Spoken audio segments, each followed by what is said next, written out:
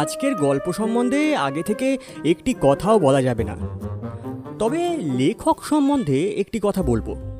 Psaki অর্থাৎ H Mundo মূলত বিখ্যাত তার ছোট গল্পগুলির জন্য, কারণ তার গল্পের শেষে এমন একটা জিনিস অপেক্ষা করত যার জন্য পাঠক কখনোই প্রস্তুত থাকতো না। আর এখানেই মজা, বলা বাহুল্য সে মজা আপনি এই গল্পেও পাবেন। তাহলে দেরি কিসের? শুনতে থাকুন আজকের গল্প। ক্রিপি কলোনিতে শুনতে থাকুন আজকের গল্প। এইচ মুন্ডো অর্থাৎ সাকির লেখা দ্য মাউস।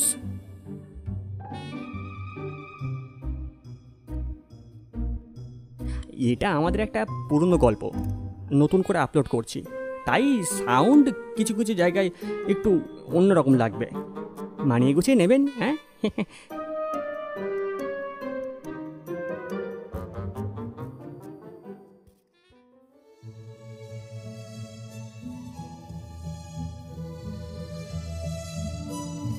থিওডোরিক ভোলার সেই ছোট্টবেলা থেকে মাঝ বয়স পর্যন্ত মায়ের কাছেই মানুষ হয়েছে। এতকাল তিনি তার ছেলেকে বাস্তব জগৎ থেকে সযত্নে আড়াল করে রেখেছিলেন, কিন্তু মা মারা যেতেই থিওডোরিক একা হয়ে পড়ল। জীবনের প্রতিটি পদক্ষেপে সে টের পেল যে সে যা ভেবেছিল বাস্তব জগৎ তার থেকে অনেক বেশি রূঢ়। থিওডোরিকের মানসিকতায় রেল ভ্রমণও ছিল খুব বিরক্তিকর একটা ব্যাপার, কিন্তু সেপ্টেম্বরের এক সকালে অনিচ্ছা সত্ত্বেও সে রেলগাড়ির একটি দ্বিতীয় শ্রেণীর কম্পার্টমেন্টে উঠে বসল। থিওডোরিক থাকত তার গ্রামের এক ধর্মযাজকের বাড়িতে। প্রতিবেশীরা কেউ তেমন খারাপ ছিল না, তারপরেও তাদের শৃঙ্খলাহীন জীবনযাপনের জন্য সে তাদের খুব অপছন্দ করত। যে ঘোড়ায় টানা গাড়িতে করে থিওডোরিকের স্টেশনে যাবার কথা ছিল তা কখনোই রেডি থাকতো না। এবারেও যাবার সময় তাই হলো। ঘোড়াটাকে সাজাবার জন্য অন্ধের মতো হাতড়ে হাতড়ে আস্তাবলে ঢুকে পড়েছিল সে। তখন কি কেউ জানতো ওটাই তার কাল হবে? আস্তাবলের অন্যান্য গন্ধের সঙ্গে ইঁদুরের গন্ধ নাকে আসতেই সারা গা গুলিয়ে উঠল। ইঁদুরকে সে ভয় পায় তা না, তবে এদের প্রতি সবসময়ই তার তীব্র বিতৃষ্ণা ছিল।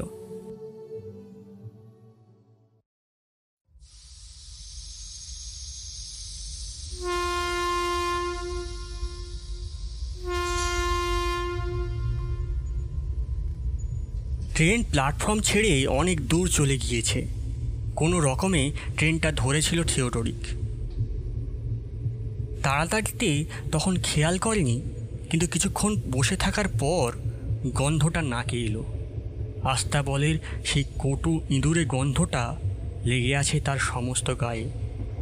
জামা কাপড়ের দিকে ভালো করে তাকাতেই লক্ষ্য করল আস্তাবলের নোংরা খড়কুটো লেপ্টে আছে তাতে। লজ্জায় মাটিতে মিশে যেতে ইচ্ছে করছিল। সারা রাস্তা তাহলে এরকম অবস্থায় এসেছে। এই পাগলের দশা নিয়ে যখন প্ল্যাটফর্ম ধরে ছুটছিল তখন লোকজন তাকে দেখে কি ভাবছিল? জামা কাপড় ঝাড়তে ঝাড়তে এই সব কথাই ভাবছিল থিওডোরিক। হঠাৎ সামনের দিকে তাকিয়ে কল্পনা থেকে বাস্তবে ফিরে এলো। কম্পার্টমেন্টে তার সহযাত্রী মাত্র একজন মহিলা। মহিলা নয়, মেয়ে বলাই ভালো, হয়তো তার সমবয়সী হবে।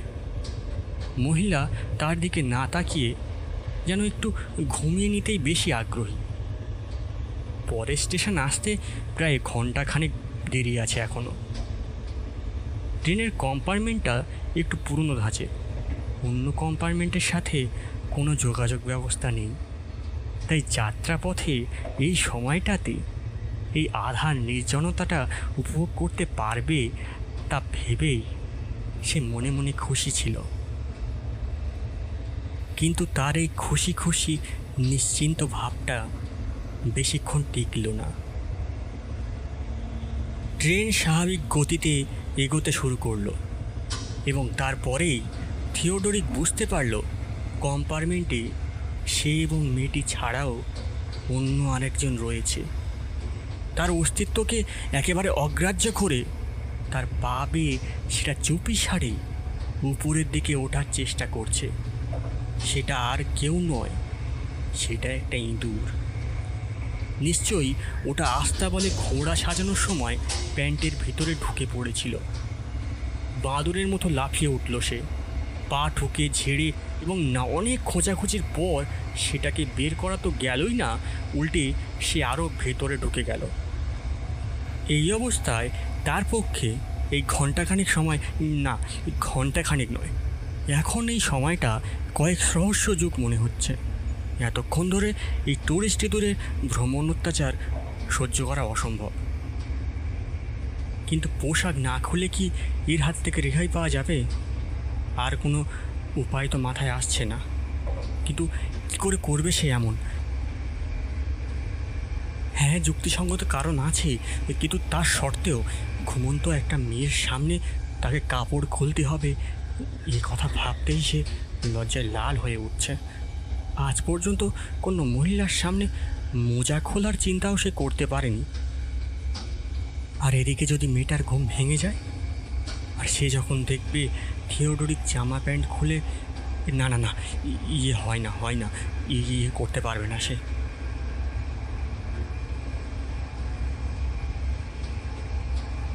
এদিকে সমস্যা বেড়েই চলেছে। ভেবে পেল না সে এখন কি করবে। ইঁদুরটা আবার চলাফেরা করতেই সে লাফ দিয়ে উঠে দাঁড়ালো।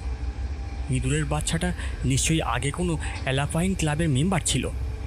ব্যাটা একবার তার পা বেয়ে উপরে উঠছে, আবার কখনো অতিরিক্ত উৎসাহ দেখাতে গিয়ে কয়েক ইঞ্চি নিচে পড়ে যাচ্ছে সরাত করে। এরকম চেষ্টা করতে করতে মহা বিরক্ত হয়ে ইঁদুরটা থিওডোরিকের পায়ে দিল এক কামড়। শেষ পর্যন্ত মরিয়া হয়ে সে জীবনের সবচেয়ে দুঃসাহসিক সিদ্ধান্তটা নিতে বাধ্য হলো। লজ্জায় তার কানের ডগা লাল হয়ে উঠল। ঘুমন্ত মেয়েটির দিকে তীক্ষ্ণ দৃষ্টি রেখে নিঃশব্দে এবং অত্যন্ত ক্ষিপ্রতার সাথে রেলের কম্বলটা আড়াআড়িভাবে সে বেঁধে নিল। সেই ছোট্ট জায়গায় দাঁড়িয়ে যথাসম্ভব তাড়াতাড়ি তার পোশাকটা খুলে দেখতেই ইঁদুরটা ফাঁদ থেকে ছাড়া পাবার জন্য বিরাট এক লাফে বেরিয়ে এলো। তারপর সেটা গিয়ে পড়ল কম্বলের ওপরে, আর কম্বলটাও আলগা বাঁধন খুলে সশব্দে মাটিতে পড়ে গেল। ঠিক তখনই মেয়েটি চোখ মেলে তাকালো। থিওডোরিক আঁতকে উঠে ইঁদুরের চেয়ে দ্রুত গতিতে কম্বলটার উপর ঝাঁপিয়ে পড়ে থুতনি পর্যন্ত টেনে নিল তার নগ্নতা ঢাকার একমাত্র সম্বল কম্বলকে। হঠাৎ প্যারালাইসিস হওয়ার মতো সে কম্পার্টমেন্টের এক কোণে দাঁড়িয়ে রইল। অসহায়ভাবে সে দাঁড়িয়ে অপেক্ষা করছিল কখন মেয়েটি চিৎকার করে উঠে চেন টানার জন্য হাত বাড়াবে।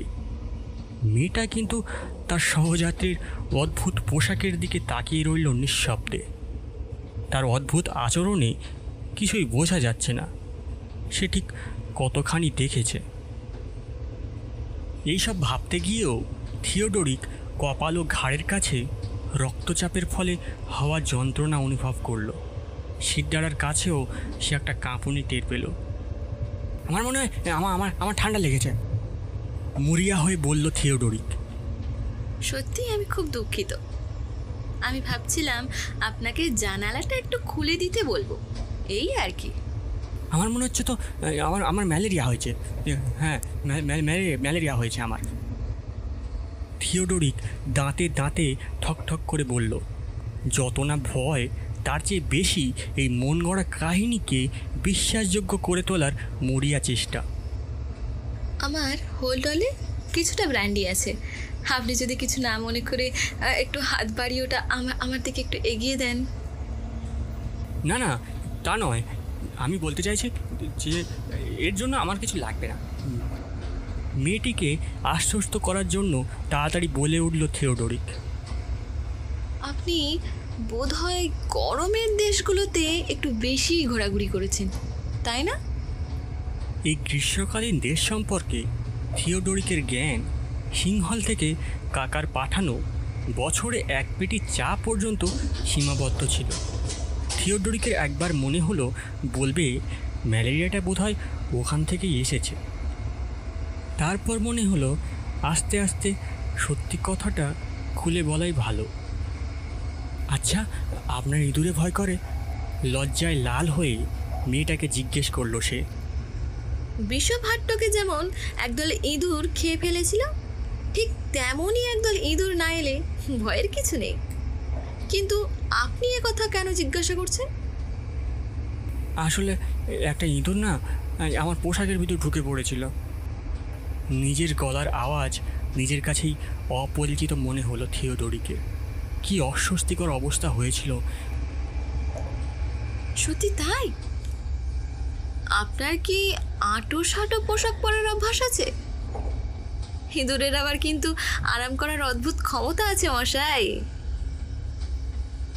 আপনি যখন ঘুমাচ্ছিলেন তখন আমি পোশাকটা খুলে ফেলে আর ইঁদুরটা বের করেছিলাম। আপনি যাই বলুন না কেন মশাই, একটা ইঁদুর তাড়াতে নিশ্চয়ই আপনার এতটা ঠান্ডা লাগেনি। মেয়েটা মুচকি মুচকি হাসতে হাসতে কথাটা বলল। থিওডোরিকের কাছে এই ঠাট্টাটা কেমন যেন মনে হলো। গাটা কেমন শিরশির করে উঠল। এর চেয়ে বরং তার বুকের ওপর দিয়ে 100টা ইঁদুর হেঁটে গেলে তা এর কাছে কম মনে হতো। লজ্জায় সারা শরীরের রক্ত যেন মুখে এসে জমা হয়ে গেল। তার এই মানসিক যন্ত্রণা ভয়ে রূপান্তরিত হতে লাগলো যখন সে বুঝতে পারল যে ট্রেনটা ক্রমশ জনবহুল স্টেশনের দিকে এগিয়ে যাচ্ছে। কম্পার্টমেন্টের এক কোণে চেয়ে থাকা চোখ দুটোর সাথে চোখাচোখি হতেই বুঝতে পারল যে আর কয়েক মিনিটের মধ্যেই তাকে কঠিন সিদ্ধান্তটা নিতে হবে। মনে মনে প্রার্থনা করছিল মেয়েটি আবার ঘুমিয়ে পড়ুক, কিন্তু সময় যত এগোতে লাগলো সেই সম্ভাবনাও ক্ষীণ হতে লাগলো। বারবার চোরা চাহনি দিয়ে দেখতে লাগলো। মেয়েটির চোখে কিন্তু ঘুমের লেশমাত্র দেখতে পেল না। আমার মনে হয় আমরা এবার এসে গেছি। কথাটা থিওডোরিকের চেতনায় কেমন যেন ধাক্কা দিল। হ্যাঁ, এটা ঠিক। তাদের ভ্রমণ এবার শেষ হওয়ার পথে। তাই তাড়া খাওয়া জন্তুর মতো ছটপট করতে করতে সে ঝাঁপিয়ে পড়ে খুলে ফেলা তার পোশাকগুলো টেনে নিল। হৃৎপিণ্ড বুকে ঘা মারছে, গলা শুকিয়ে কাঠ, আর মাথায় অবশ অবশ করা ভাব। এসবের ভেতর সে বুঝতে পারছিল ট্রেনের গতি কমে আসছে, অর্থাৎ খুব শীঘ্রই ট্রেনটা স্টেশনে পৌঁছে যাবে। কম্পার্টমেন্টের অন্য কোণে হিমশীতল নীরবতা। সেদিকে তাকানোর সাহস একটুও ছিল না তার। একটা ঘোরের ভিতর কাপড় পরে তার সিটে এসে বসল থিওডোরিক।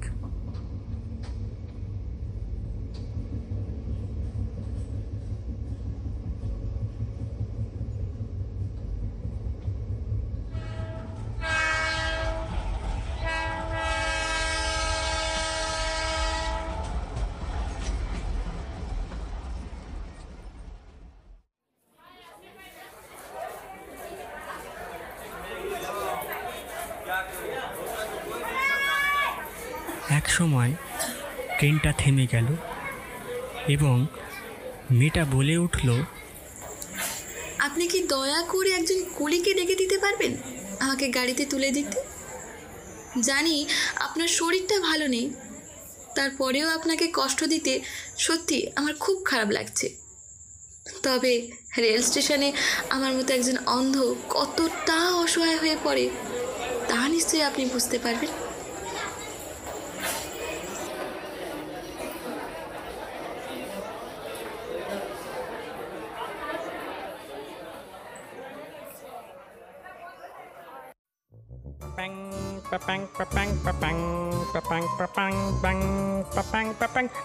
ঠিক আছে ঠিক আছে ঠিক আছে, ব্যাস ব্যাস।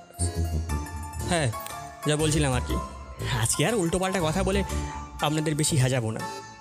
শুধু একটা প্রশ্ন করতে চাই। আচ্ছা, ওই যে ইঁদুরটা ওই যে পোশাক থেকে বেরিয়ে গেল, তারপর কী করছিল বলুন তো? আসলে আমিও ঠিক জানি না। ও কি এই জুতো খুলছেন কেন? ঠিক আছে বলতে হবে না, জুতো খোলার কি দরকার?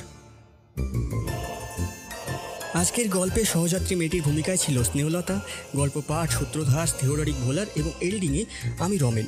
শুনছিলেন এইচ মুন্ডো অর্থাৎ সাকির লেখা দ্য মাউস।